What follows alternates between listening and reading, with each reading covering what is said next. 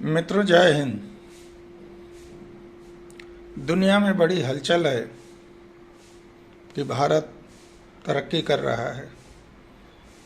शायद आप भी कन्विंस होंगे, क्योंकि भारत की मीडिया, भारत का समाचार, चारों तरफ सोशल मीडिया, सब जगह एक ही बात प्रचारित हो रही है कि भारत तरक्की कर रहा है। मैं भी सहमत हूं कि भारत तरक्की कर रहा है। भारत में जो सर्वप्रथम होना चाहिए इंफ्रास्ट्रक्चर, वह काफ़ी कुछ अच्छा हुआ है। खर्चों पर कंट्रोल हुआ है और भारत की छवि पूरी दुनिया में अच्छी हुई है। शायद यह तरक्की की पहली स्टेज है और इसके बिना आगे की स्टेज अचीव नहीं हो सकती, ऐसा मेरा मानना है। किंतु एक जगह अभी भारत को, हमको, आपको और भारत की सरकार को बहुत काम करना है, और वो जगह है फिस्कल डिसिप्लिन और फाइनेंशियल हेल्प। भारत में ब्याज दरें कम होनी चाहिए। भारत का खजाना लबालब भरा हुआ है। फिस्कल डिसिप्लिन होनी चाहिए, फालतू खर्चे रुकने चाहिए, और तुरंत ही इन 3 सालों में कोरोना के कारण जो अफेक्ट हुए हैं बिजनेसमैन, उनकी एक संपूर्ण डीएनए रिपोर्ट तैयार करके उन्हें तुरंत मदद पहुंचाने की जरूरत है। दुनिया में विकसित देशों की जो ब्याज दरें हैं, उसकी तुलना में भारत में 4 से 5 गुना अधिक ब्याज दरों पर भी बैंक लोन नहीं दे रहे हैं। एसएमईज और उससे छोटे उद्योग धीरे धीरे दम तोड़ रहे हैं। नतीजन बेरोजगारी भी बढ़ेगी और इंपोर्ट पर दबाव बढ़ेगा। ट्रेड डेफिसिट रिकवर हुई है, लेकिन बहुत कुछ करने की जरूरत है। सरकार एमओयू साइन कर रही है, अच्छी बात है, लेकिन मटेरियलाइज कितने हो रहे हैं वो अत्यंत जरूरी है। वहां ट्रांसपेरेंसी होनी चाहिए। मेरे ख्याल से 2014 से लेकर 2024 तक जो आने वाला है, भारत में कोई भी बाहर की बड़ी इंडस्ट्री नहीं आई जो 1000, 2000, 4000 लोगों को रोजगार दे सके, या भारत के ही किसी उद्योगपति ने कोई बड़ा उद्योग चालू नहीं किया। करेक्शन आ रहा है, ये तो मानना पड़ेगा। व्यापार नोजप हो रहा है, किंतु किसका? उन्हीं का जो हमेशा से आगे रहे हैं इकोनॉमी में। जरूरत है छोटे उद्यमियों को, लघु क्षेत्र के उद्यमियों को आगे लाने का, उनको फाइनेंशियल एड देने का। आज भी बैंकों में लोन उनको बड़ी मुश्किल से मिलता है, या तो मिलता ही नहीं है। बैंक मुनाफा कमाने के लिए नहीं होती है। देश की बैंकिंग व्यवस्था देश के व्यापार को, देश के जनमानस को कॉम्पिटिटिव बनाए रखने के लिए, दुनिया में कॉम्पिटिटिव बनाए रखने के लिए फाइनेंशियल एड देने के लिए होती है। पर मुझे नहीं लगता ऐसा कुछ हो रहा है, और जो कुछ हो रहा है वह भी जरूरी है, किंतु उससे ज्यादा जरूरी है बिजनेस की जो अभी पेस मेकर पे चला गया है उसको जिंदा करने की, फिस्कल डिसिप्लिन बढ़ाने की, घाटा कम करने की, ट्रेड डेफिसिट कंट्रोल करने की, इन्फ्लेशन कंट्रोल करने की, रोजगार पैदा करने की और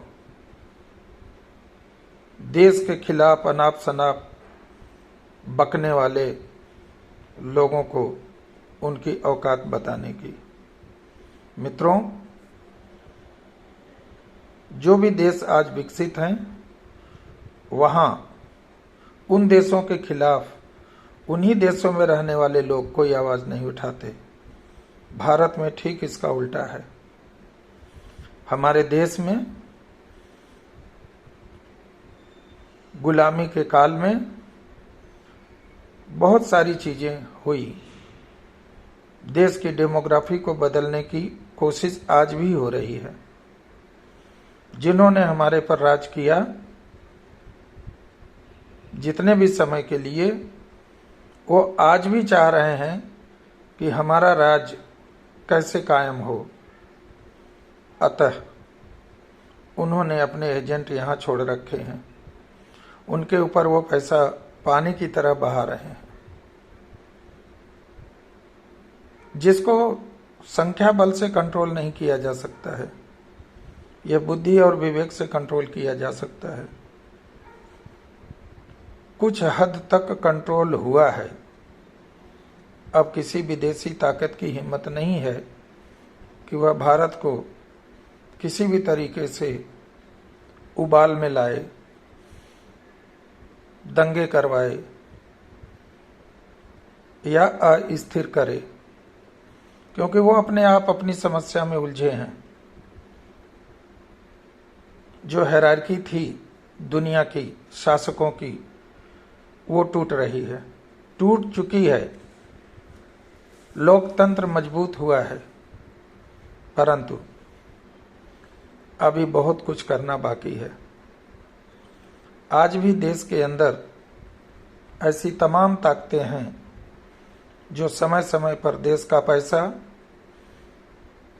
देश की तरक्की, देश की उन्नति और बॉटम ऑफ इट देश की शांति को भंग करने की भरपूर कोशिश करती हैं और वो कामयाब भी हो जाती हैं। हमें इसे रोकना पड़ेगा। ये अकेले सरकार नहीं रोक पाएगी, हम सबको, आपको मिलकर ये करना होगा। जहां कहीं भी ऐसे लोग उपद्रव कर रहे हैं, देश की तरक्की में बाधा बन रहे हैं, आपको उनके खिलाफ आवाज उठानी ही पड़ेगी। तभी आप भी तरक्की कर पाओगे, वरना नहीं। आप अपना पूरा खून पसीना बहा के तरक्की करोगे और कोई आपको रौंद के चला जाएगा। ये चीज बंद होनी चाहिए। सरकारों की सकारात्मक आलोचना करिए, लेकिन देश को जाति और धर्म के दलदल में मत घसीटिए। ऐसा करने वाले लोग देश के दुश्मन हैं, चाहे वो सत्ता पक्ष में हो और चाहे विपक्ष में हो। तार्किक विवाद होना चाहिए, डेटाबेस आर्गुमेंट होने चाहिए, और जब बौद्धिक रूप से नेतागण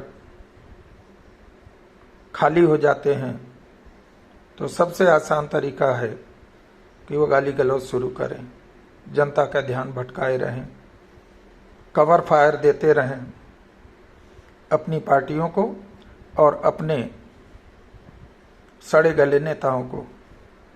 इस स्थिति से बचना होगा। देश की समग्र क्रांति होगी, तभी देश सुख शांति से रह पाएगा। बहुत पैसा बह गया, बहुत पानी भी बह गया, अब इन्हें माफ नहीं किया जा सकता। ऐसी ताकतों को पहचानना पड़ेगा जो देश को अशांत करना चाहते हैं, और उनके साथ उन्हीं के भाषा में निपटना पड़ेगा। शुतुरमुर्ग की तरह गर्दन ऊंचा करके अगर सरकार इसको इग्नोर कर रही है तो ऐसी सरकार ज्यादा दिन नहीं चलेगी। बहुजन हिताय बहुजन सुखाय की नियत प्रैक्टिस में लानी पड़ेगी, नारा से काम नहीं चलेगा। मेरी माननीय प्रधानमंत्री साहब से, देश की संसद से, देश के नेताओं से करबद्ध अपील है कि उनका धर्म केवल राष्ट्र धर्म ही है और देश और राष्ट्र को कहीं भी किसी भी कोने में झुकने ना दिया जाए। हमारी फोर्सेस को, हमारी पुलिस को इतना सशक्त और इतनी छूट होनी चाहिए कि वो बिना किसी रुकावट के, बिना किसी को पूछे इस तरह के आंदोलनों को मिट्टी में मिला सकें। जो कुछ भी हो रहा है आपसे छुपा नहीं है, ऐसा नहीं होना चाहिए। भ्रष्ट नेताओं को तुरंत उनके खिलाफ कार्रवाई होनी चाहिए। जितने भी अभी तक के उनके भ्रष्टाचार के मामले पर हैं उन पर लीपापोती नहीं, तुरंत फैसला आना चाहिए। क्यों लटके हुए हैं ये मामले? क्यों दोषी नहीं करार दिए जाते लोग? स्टंटबाजी करके चुनाव जीतना एक बात है और यदि कोई सही में भ्रष्ट है तो उसे तो जेल में होना चाहिए। वो देश की संसद में क्या कर रहा है, विधानसभाओं में क्या कर रहा है? चोरी और सीनाजोरी नहीं चलेगा। जनता को अधिकार है प्रश्न पूछने का, ऐसे लोगों को कटघरे में खड़ा करने का, परंतु जनता सजा तो नहीं दे सकती। सजा तो कानून देगा और कानून पर से जनता का भरोसा कुछ हद तक उठ चुका है। जो घटनाएं विगत वर्षों में हुई हैं उन्हें राज्य सरकार का विषय कह के टाला नहीं जा सकता। यदि पंजाब में हमारा प्रधानमंत्री सभा नहीं कर पाता है और लाल किले से कोई धर्म का, देश के झंडे को हटा करके किसी धर्म के झंडे को फहरा दिया जाता है, कोई हमारी पुलिस को पीटता है, ये नहीं चलेगा, बिल्कुल नहीं चलेगा। इससे देश की इज्जत समाप्त होती है, देश के लोगों का मनोबल टूटता है, हमारी फोर्सेस का मनोबल टूटता है और यही हालत रही तो कोई अपने बच्चे को पुलिस या सेना में नहीं भेजेगा। फिर देश की रक्षा कौन करेगा? खा जाएंगे ये लोग, क्योंकि इनकी अपनी अपनी सेनाएं हैं, इनके अपने अपने कोषागार हैं, इनको भरपूर देश को तोड़ने के लिए बाहर से मदद मिलती है। सिर्फ भाषणबाजी और फिर सिर्फ वक्तव्य नहीं चाहिए, एक्शन चाहिए। हमें उम्मीद है सरकार एक्शन लेगी, वरना एक न एक दिन जनता एक्शन पर उतरी तो बहुत खराब होगा। जय हिंद।